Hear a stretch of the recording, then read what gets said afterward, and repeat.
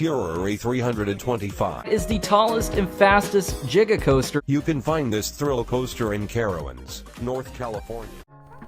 Fury 325 is a B&M Giga roller coaster located at Carowinds in Charlotte, North Carolina.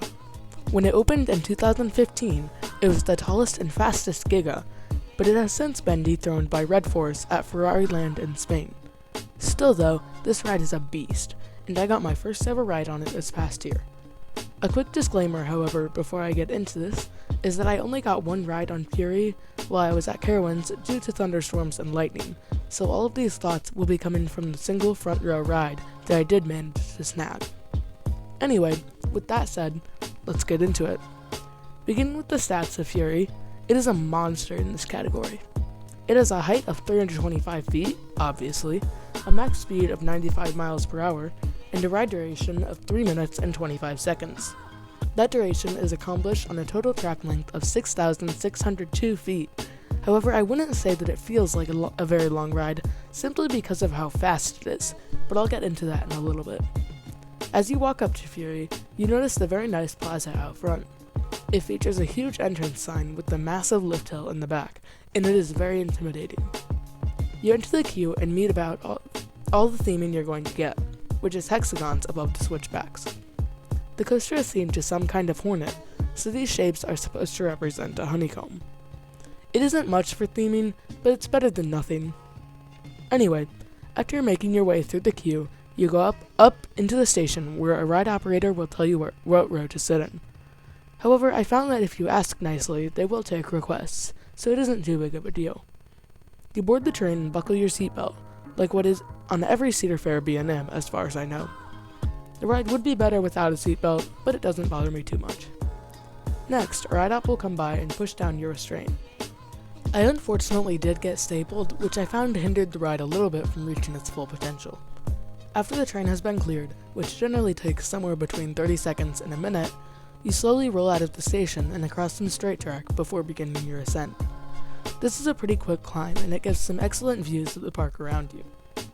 As you reach the top, you start to realize how high you really are, and that in a few seconds you'll have to go down, and then the drop is there.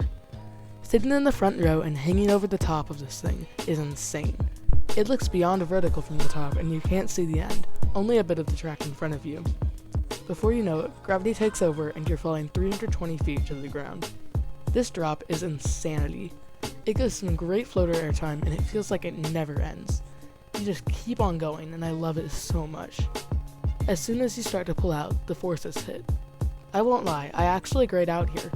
It is very intense, and I didn't have vision again until the top of the first turn. This turn isn't too special, it has a little bit of force, but it is pretty drawn out.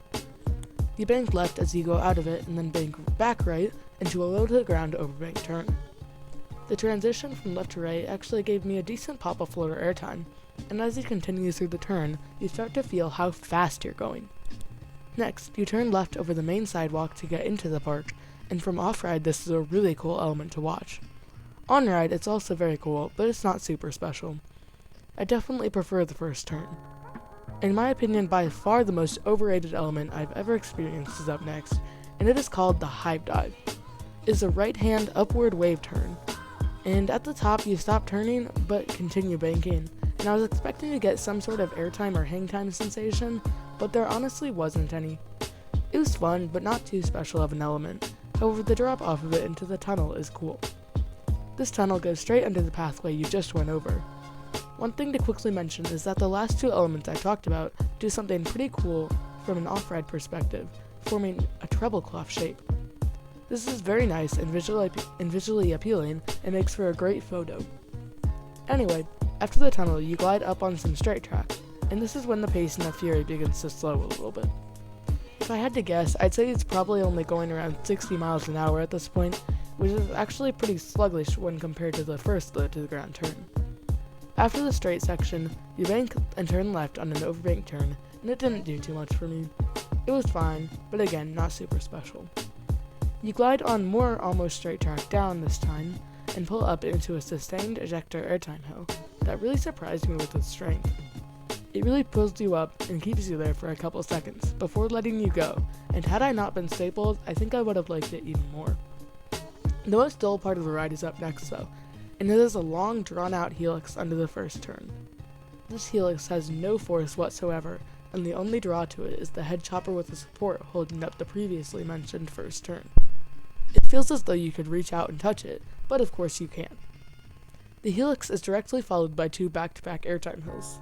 They both give quick but good pops of ejector, and the turn in between them isn't intense, but fun.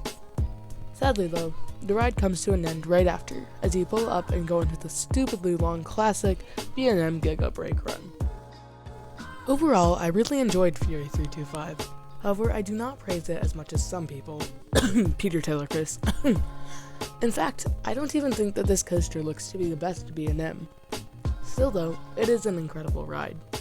Even though I only got on it once, I loved it despite all of the flaws I mentioned, and it is my number one, barely managing to beat out Outlaw Run at Silver Dollar City. One other little nitpick I have with the ride is that it actually feels pretty short. I know that sounds weird since the duration and track length are so long, but the actual drop to brakes ride time is only 58 seconds, and honestly it feels even shorter than that, simply because of how fast it is. I won't complain about the length too much though, because I know this is already an extremely expensive coaster, and I understand that adding more elements would make it cost even more. Anyway though, now that I've blabbered about a coaster for a while, it's time for me to give it a final score, and this is going to sound weird, but I'll explain. I'm giving Fury 325 a 9.5 out of 10.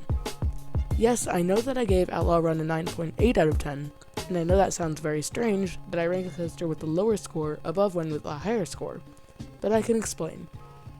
I judge coasters for scores by a few things, such as airtime, intensity, and laterals.